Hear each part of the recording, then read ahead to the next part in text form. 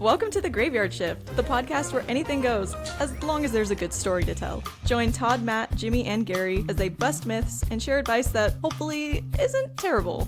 Let's dive in. Hello, everyone. This is Todd Carlson here with Directors Investment Group. And today we're going to be talking about natural organic reduction, one of the newer forms of disposition on the horizon here. So, guys, welcome back. It's glad to have you all here. Good to see you. Howdy, Todd. Hey, so a reminder to our viewers and our listeners to please share your feedback. We love hearing from you. We get feedback almost every week on every episode now, so that's kind of fun. And by the way, if you got anything to complain about, Gary, you're our guy today. You're taking complaints to the complaint department. We know that your soft and tender side and your listening ear will be what he's known for. Oh, yeah. Can I help you? Click. Someday we'll share his cell phone number. No, we won't, but that'd be funny. Hey, so why don't we go ahead and get started here? You know, back when we were doing our planning for these episodes, we talked a little bit about natural organic reduction and it being a new form of disposition that is gaining some regulatory ground out there. And, so we talk about natural organic reduction or human composting, My kind of first question for the group is, and just whoever wants to jump in first, is when you first heard about natural organic reduction, what were your initial thoughts? Here we go. What do you mean by that, Matt? I was just trying to figure out what that even meant. It's kind of like water-based cremation, so another form of disposition, and dug in. And it's not legal here in Texas, but we have had folks inquire about it, which was pretty fascinating. And we can talk about that. But it just trying to learn more for me, because as a professional, we want to be, I know I want to be the go-to for information for when someone asked about something that's maybe seems off the wall or not within the norm, but we are the experts. And so part of that, we should always be learning. And so I just a learning curve, I guess, mostly for me. Absolutely. Gary, what are your thoughts? When you first heard about NOR, what were your first thoughts? I'm very similar to Jimmy. I wanted, what ran through my head is, how does this work? What kind of equipment is required? What kind of time frame? It was all about the mechanics of how it worked, more than anything else. Same thing with liquid cremation as well. Just what's the effluent, what's the chemicals in the chamber, all that stuff. Just again to have my mind fully wrapped around what the process really entailed. Mm-hmm. Yeah, I think I realized that I just didn't understand anything. So, same situation. What's the what's the economics behind this? What is the percentage of people that actually are asking for this? What is the percentage of people that are not asking for it but might be open to it? What's legal ramifications, timing? What's the funeral director's involvement? How do we answer the questions as they come up? Because I think it's one of the things that I've seen as we've gone along too is I think a lot of people walk into an assumption of what it means and how it works. We've even seen that in some of the efforts to get legislation passed in different states, where without even thinking or researching, bills are drafted by legislators who want it. And I didn't really know much at all. And truth be told, I still have learning to do. I think I have gained more knowledge than I used to have, like Jimmy. All right. So Jimmy, hey, well, Hi, Todd. Over here. Hey, Jimmy. Hey, when you were learning about the process of natural organic reduction, so you could be a resource for your families, when you have had inquiries on it, how do you talk to families about the process? So we spent some time with the folks from Recompose, Katrina Spade and her team, and kind of went through the process just to educate ourselves, and then we ended up building out a whole site on our website to talk about it with a short video. But the process itself is about 8 to 12 weeks, the best I understand, and they have vessels that a decedent is placed in that vessel, and natural product like alfalfa and hay or wood chips or incorporated in that, and then it's just time with that decedent. And actually, one of my questions was, well, so when this is all done, how what does this look like? It's like when we talk about flame-based cremation, we know that, hey, we're all make up about 200 cubic inches of cremated remain or ash when this process is done.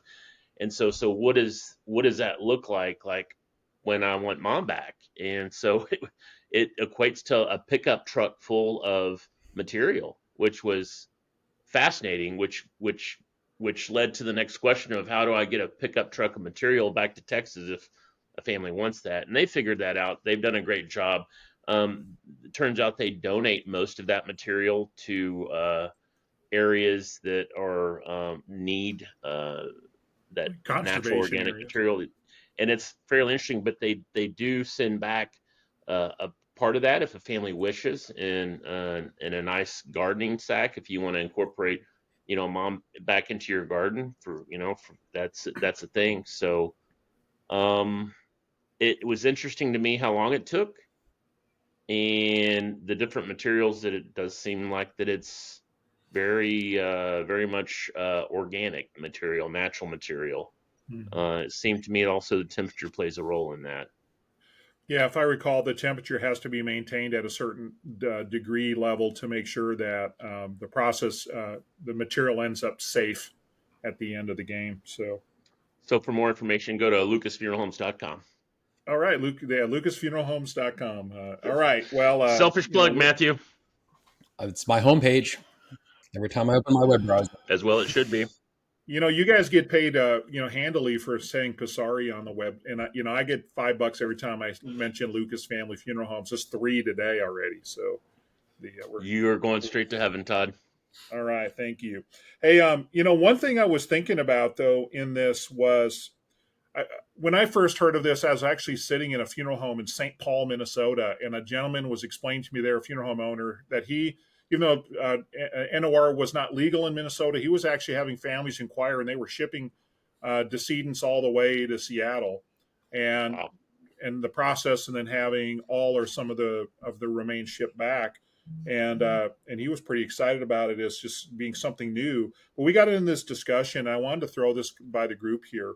Is, if you think about the last time we had I think we'd call it a major disruption in the form of disposition, which may have been cremation, right? Was the original disruptive form of disposition. And if you think about how funeral directors and funeral service handled cremation, what can we learn from that might have us look a little differently at something like natural organic reduction?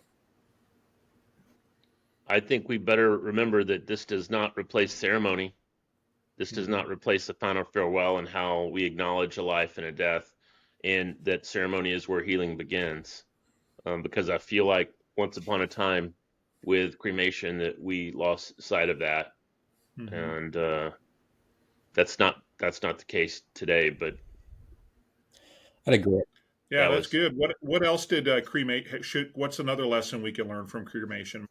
Well, I was going to say, just whether it's learning from cremation, I don't know if it's cremation per se, but what we learn from our failure and embracing it is that I believe that we should be disposition neutral, and going along with what Jimmy talks about. And, I don't have to want to be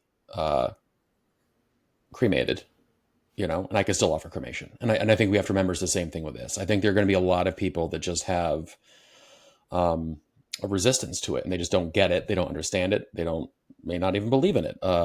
And that's okay. They're entitled to that. But when we're working with the public, I think we need to be disposition neutral and say whether you choose, burial, flame cremation, alkaline hydrolysis, natural organic reduction, or maybe someday something else. I remember years ago there was this thing going on where they were using like liquid nitrogen, freezing bodies, then doing like a vibration to create a substance. Whatever those things are, I think we need to look at the fundamentals of what we do, which is journeying with people at loss and having them have ceremony, having them have goodbye, and having them start their healing journey in a good way, no matter what the disposition is. So we dropped the ball big time when it came to cremation. And I think we dropped the ball so big time on that that perhaps no matter what the disposition is, whether it's this too, we still have a lot of hard work to do to try to educate people into the importance of saying goodbye. So that work continues no matter what happens with NOR.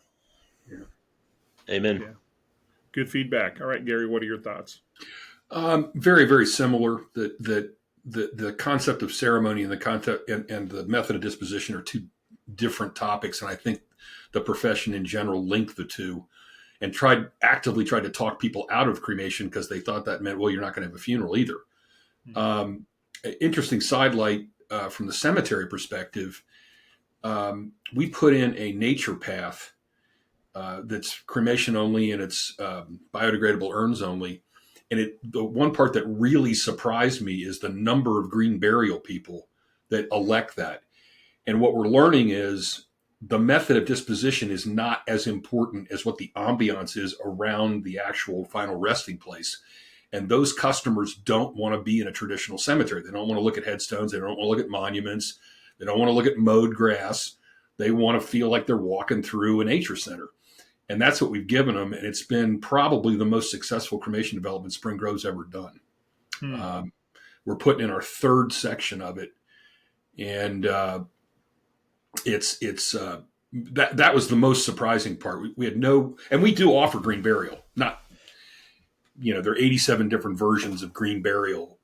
We have one that's closer to a traditional burial. We still dig it with a backhoe and still use a lowering device and all that stuff. But that was the most fascinating part was the disconnect between method of disposition and what the consumer wanted as a final resting place.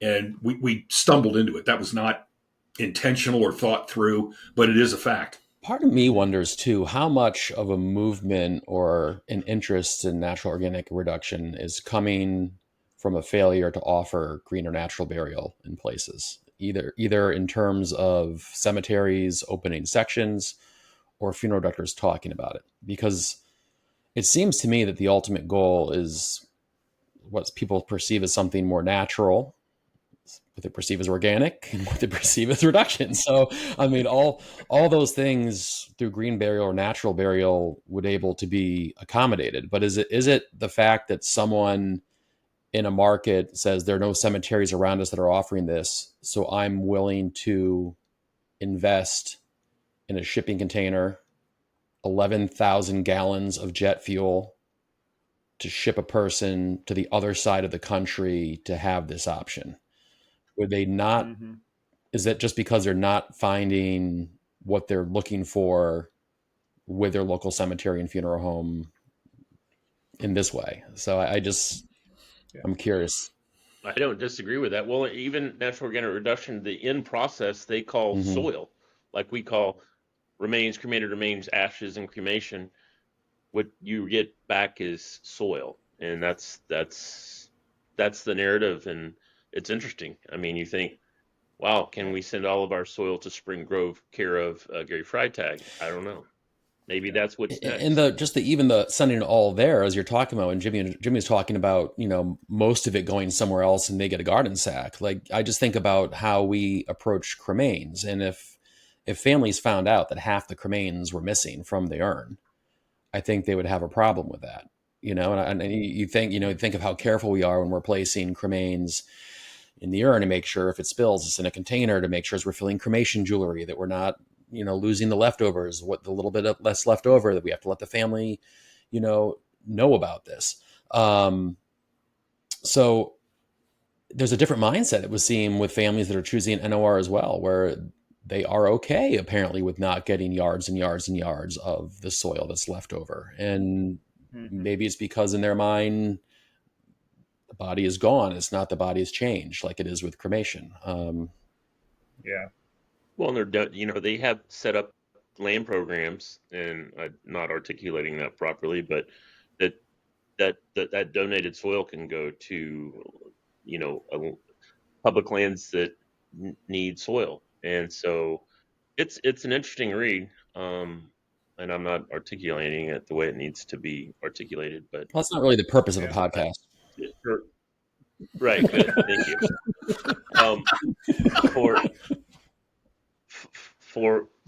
For for all of us, it's something a little bit different. And I think, Gary, you nailed it when you talked about, and maybe Matt, that we can't get confused with final disposition and ceremony the way we remember. Yeah, I It's almost interesting. wonder, a couple thoughts cross my mind. I think I think with cremation, I think we've all talked about how I think my perception of funeral service, and I was a young funeral director when cremation was ramping up, and was maybe families were running away from something with cremation, and I almost wonder with natural organic if they're running to Mm. something, and I wonder if that adjusts is a shift in mindset. So running away from the traditional funeral, and then you've got cremation, and then it's like, well, we're burning lots of natural gas, and and it isn't all what it's cracked up to be. In their mind, I'm just consumer perception is. And then with the natural organic reduction, it's like they can kind of get a little bit like cremation. They just feel better about it because the perception, in my opinion, is I think with cremation it caught on because people understand burial, people understand fire, and I think people understand composting. I think this has a little bit of a chance to catch on because I think when explaining water-based cremation or aquamation, you're like that one. I think was harder for consumers to get their head around. It's like what happens, right? I think this is pretty straightforward, because everyone. I think a lot of more people understand it. It's funny we were doing some. When we did the Passare 2021 consumer research study on this. One of the things that came out of that was there's a growing interest in what the study called non-traditional forms of burial, right? So green burial, and things like that. I think this might fit into that bucket. So they were saying, right now in the ages 40 to 69, cremation is a preference, about 43% of consumers, burial 21%. And then body donation and NOR actually had a 5% each um, interest level. And again, that's people a generation younger than we're currently typically serving at funeral homes today. But one thing I was thinking about there was, when you think about 5%, you go, that's a low percentage. You think about the other ways, 1 in 20 families that are walking into your funeral home very likely could be interested in this. And you think about it from that perspective, that's actually a fair amount of people who might consider this. So, what are your thoughts on who you think this method of disposition appeals to? Well, first of all, it's got to be people that are more ecologically oriented. You could say that about the cremation clientele because it uses up less land and is perceived as better for the environment than burial because you're not putting a big concrete container in the ground. So I think it would be a subset of the cremation customers that are really eco oriented, that don't want to use fossil fuels at all and are willing to pay for that, because this method is going to be much more expensive than cremation or burial, either one. Mm-hmm. It is more expensive, so it's not economical at all Yeah. when compared. Yes. It's got to be something you're interested in, and I agree exactly with what Gary It's still said. the thing that just. But I get it if you live in Seattle and you're going to Seattle, I guess. But I'm guessing they're still using diesel vans and different things and powering the place. But for me, it's also just the people in my market that want us to fly in there in a jet. Like I don't understand. Like I think you're perceiving it as an ecological thing, but it's a hell of a lot more fuel than a retort. So I don't know if it's just also for folks that are maybe just never liked the idea of cremation and fire too. I mean, if you live in Manhattan and you don't have cemetery space and you don't want to be cremated, if they had pods there that you could have natural organic reduction, you're not being cremated, and in your mind is like returning to the earth, and then they send the soil off somewhere else. Maybe that fits and checks some boxes in terms of how you leave the world.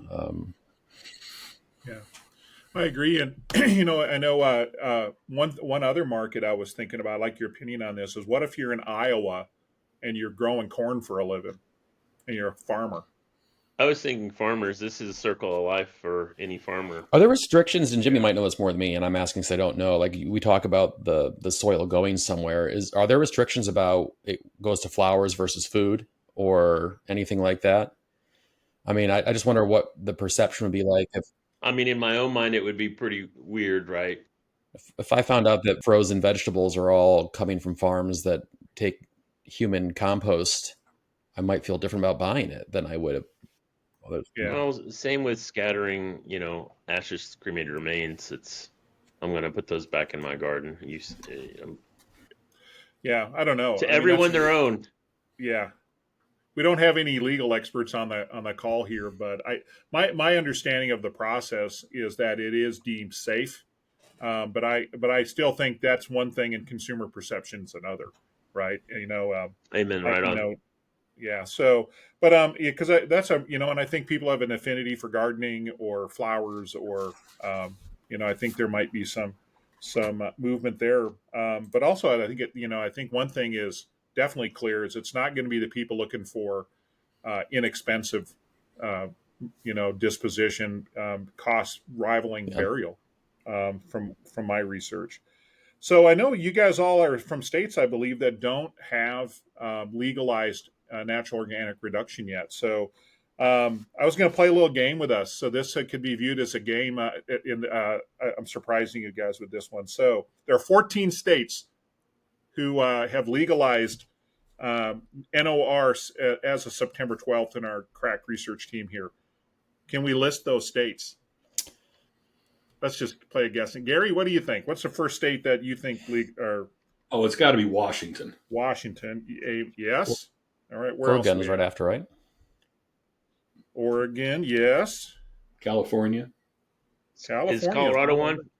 Colorado. Yeah, Colorado is one. New Jersey, I think, just did it. Didn't New Jersey just do it? Yes, they did. Yeah, our man from the Northeast. I want to say Maine. Maine, yes, on the list. Vermont. I think our viewers right now, yes, Gary, are shocked that we know this many states. So what else? I'm Googling as fast as I can to cheat. Name the state and the capital. Vermont, Montpelier. There's another one right up in your neck of the woods. Delaware. How dare you? Is Georgia and Oklahoma on the list?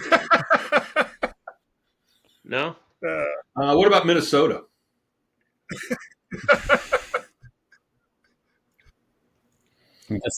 Georgia on the Gary? list. Oklahoma not on the list.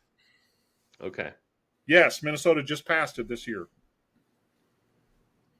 How many we have left, Todd? All right. Well, no, Nevada is on the list. Arizona? And Arizona, of all places. That's and Maryland. Me. There we go. That's the Stump the Chump segment of our program today. Georgia's on the list, right? Did we say Georgia? Yeah. Yep. Which surprised me, actually. Yeah, so we'll see. What is there any rumbling in Gary in Ohio, or Jimmy in Texas, or in your home state, Matt, in Connecticut? Are there any rumblings about getting this? Yeah, we had legislation that was proposed a session or two ago by a freshman state legislator, and it did not end up passing or moving forward.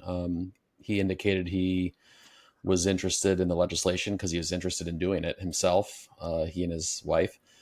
The state association did not object to it. They just spoke out in such a way saying that if it did come to the state, that they thought it should have a process. But for different reasons, it did not pass. I don't know if it'll be brought up again. My guess is, based upon some of the states around us embracing it, it'll probably come up again. I wouldn't be surprised at all if it does, and I wouldn't be surprised if ultimately it passes. Which is ironic because can't have coffee during a funeral, but you can compost your grandmother.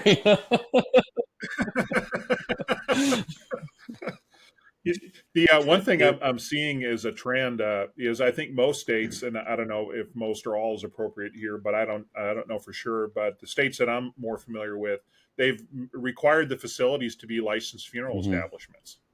So I do like that. They should, right? Yeah. You're handling a decedent, and there needs to be checks and balances for that. Texas did introduce the bill, but Nothing. We're also here in Texas. Aqua cremation is not currently available for humans. Same thing in Ohio. But it is for pets, which is interesting. Interesting.